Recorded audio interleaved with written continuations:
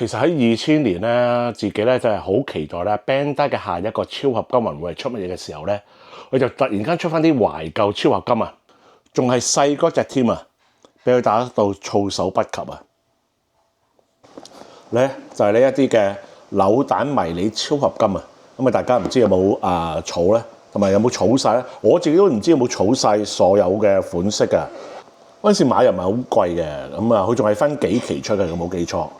咁啊話係迷你超合金啦，咁啊又真係佢又唔係個個係晒超合金嘅，有啲就有合金嘅成分啦，有啲就成個膠嘅。Bandai 出呢一啲嘅扭蛋嗰陣時咧，都盡量咧係保持翻咧同古董超合金嘅形態差唔多嘅。咁啊話晒都係嗰啲扭蛋啦，就唔會係好似超合金咁樣一模一樣噶啦。咁有6-7成次都好噶啦。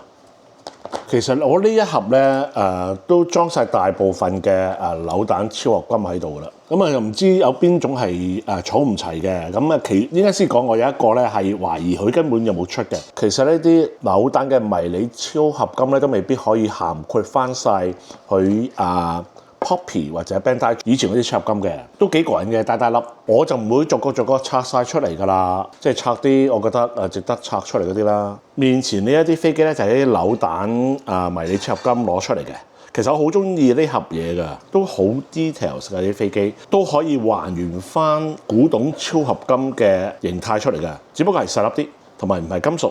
係啊，呢度全部都係塑膠嚟嘅，飛機嗰啲全部都係塑膠嚟㗎啦。係機械人咧都有啲可能係有一啲金屬成分喺度。如果你哋有買呢一系列嘅扭蛋咧，我想問你哋咧，你哋即係知唔知道咧呢一個嘅新31萬能俠 Dragon 咧嗰架飛機咧係有冇出咧？因為咧我係睇翻原來我係冇嗰架飛機嘅，我上網問過咧都冇人答過我呢個問題。呢度咧我就有一個攞咗出嚟玩嘅。就係呢個朋友號，知啦，大家近期咧呢個朋友號咧又重出翻啦，可以擺落去珍寶嗰個Mazinger Z 個頭嗰度噶嘛。其實呢一個扭蛋嘅朋友號咧，同復古嗰個朋友號超合金咧，係真係好似啊，係真係比例上係唔同嘅啫。咁當然啦，亦都係膠嚟啦。咁但係佢噴膠咧都係好似金屬嘅，係令面嘅。跟住你睇落去咧，就真係個縮影嚟嘅，好似。講完朋友號咧，點可以唔講呢一個嘅巨靈神啦？大家亦都知道啦，巨靈神咧，因為超合金50週年啦 ，Bandai 又出翻呢一個嘅復古巨靈神。其實我呢個出嚟俾大家睇咧，其實佢嗰個扭蛋咧都係幾靚嘅。咁講過啦，佢梗係唔可以同嗰個原本嘅超合金比較啦，又唔可以發射飛彈啊，啲掣亦都唔可以撳到啦，係咪？咁但係好多地方都好似啊，譬如呢一個位啦，同埋呢個扭蛋巨靈神咧，佢個身軀咧都係金屬嚟嘅。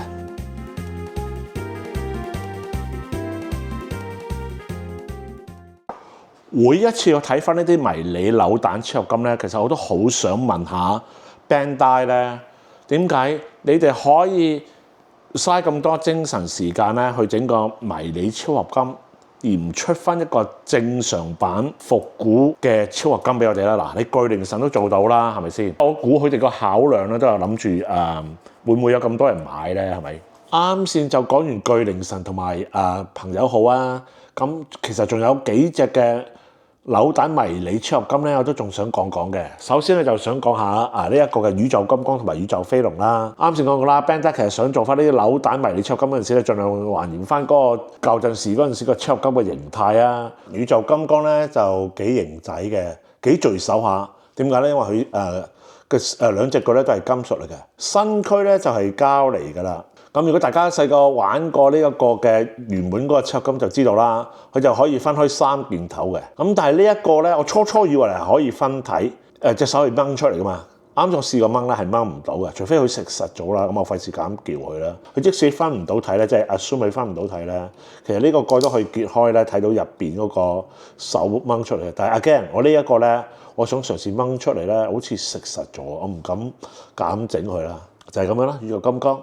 好中意嘅宇宙飛龍啦，宇宙飛龍呢一個咧就膠啲㗎啦，佢同埋咧係第一水嗰個宇宙飛龍嚟㗎，隻角係白色嘅。另外嗰個歌旗咧就係黃色角嘅。我細細嗰陣時玩咧就玩黃色角，你就唔 expect 呢隻宇宙飛龍咧啲尾咧有幾節可以喐㗎啦。咁因為你知道啦，如果你玩過舊嗰個咧，就係宇宙飛龍咧就可以捲埋噶嘛，都可以嘅。就算 standard 版嗰都可以捲埋噶嘛。咁胸口呢度咧仍然可以開嘅，不過就可以擺啲飛機仔入去啦。腳唔可以喐噶啦，係嗰個呢個位啦，但係呢個膝頭位置咧就唔可以屈嘅。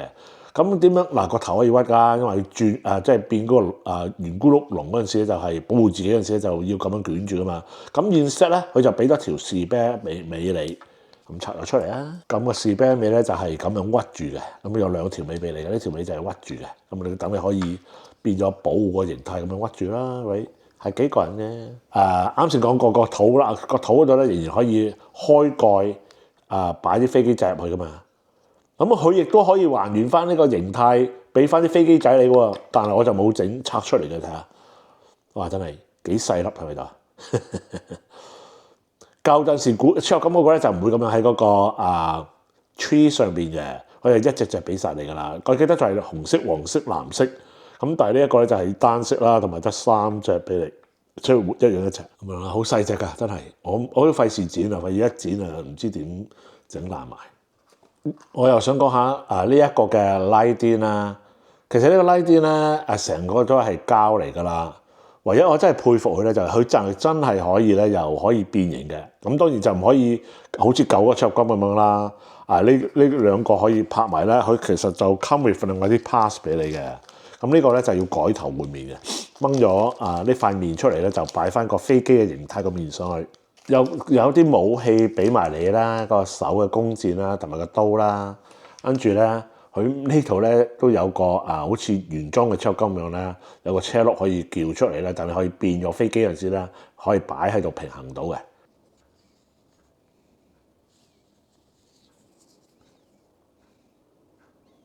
百變龍啦，就喺度。百變龍咧，我細個都玩過噶啦。嗰個咧就真係好重手嘅，即係原本嗰個啦。同埋架車可以掹出嚟啦。咁呢個都可以嘅，架車都可以掹出嚟嘅。佢上半身咧都係超合金嚟嘅，都算係重手啦，唔大個。呢3個咧就係我最後想講嗰幾個嘅扭蛋迷你超合金啦，好過癮㗎，呢兩個係真係可以分體嘅。咁呢一個咧standard version 個超力電磁俠咧都過癮。如果大家有玩過呢一個嘅超力電磁俠咧，就係知道咧個頭可以掹出嚟啦，可以分翻體嘅。亦都可以變大戰車嘅，好過癮。一唔係咁似咧，就係呢個2號機嘅駕駛艙咧，原本個超合金咧就係藍色透明嘅，呢個就咁又有 cover 咗黃色啦，少少失色啦。講完 SD 嘅超力電磁俠咧，梗係會講埋 DX 呢一個咧。相信咧呢一個係呢一個嘅扭蛋迷你合金嘅賣點啦，其中一個。因為點解咧？嗱，你都係。大家唔知有冇玩過嗰個Poppy 呢一個嘅舊個 version 啦？咁真係好似嘅，除咗個頭咧係插唔晒入去嘅，唔裝嗰個超合金咧就係冇突得咁出嘅。個駕駛艙係透明嘅，咁亦都可以分體嘅喎。咁但係我想同大家講下先啦，我啱先其實都抄咗一輪嘅，想抄翻啲部件出嚟咧，我係抄唔翻啊，唔知擺咗喺邊，咁唔好意思啦。咁我而家就分體開俾大家睇睇啦。迷你超力電磁俠。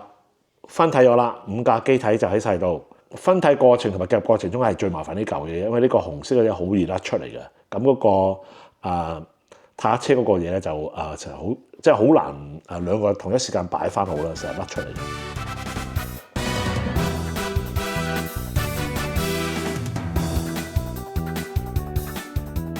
講電磁俠冇理由唔可以唔講埋呢一個嘅 V 型電磁俠啦，係咪？另外一個賣點啦。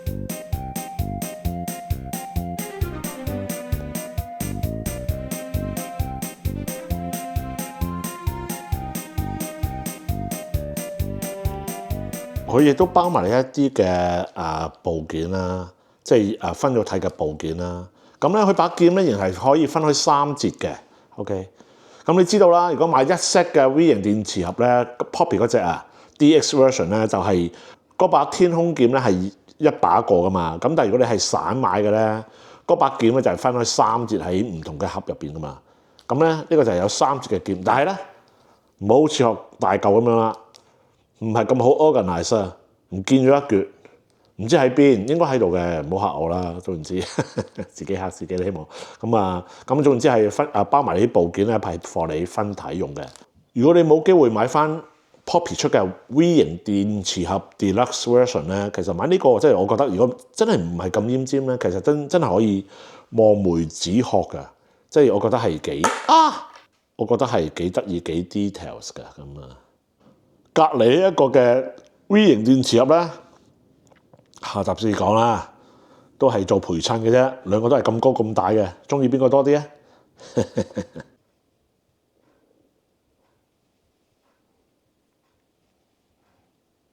整過你㗎，呢個真係 DX version 嚟嘅，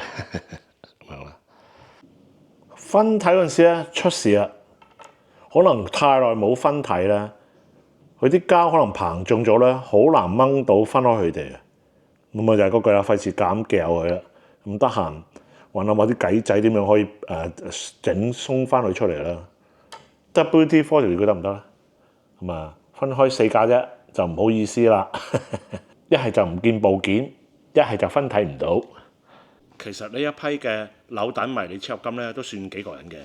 有幾個咧就真係可以攞翻童年嘅 feel 翻嚟啦。但係如果你哋而家想買炒價咧，我就覺得唔係咁值得㗎啦。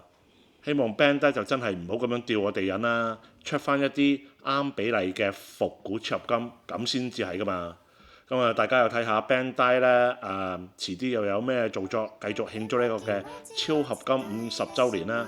佢哋繼續揾銀，我哋就繼續揾金，係揾超合金。希望你哋中意呢條片啦，中意嘅話就可以俾個 like 啦，分享個影片出去啦，甚至乎訂閱我啦，咁係對我好大嘅支持嘅。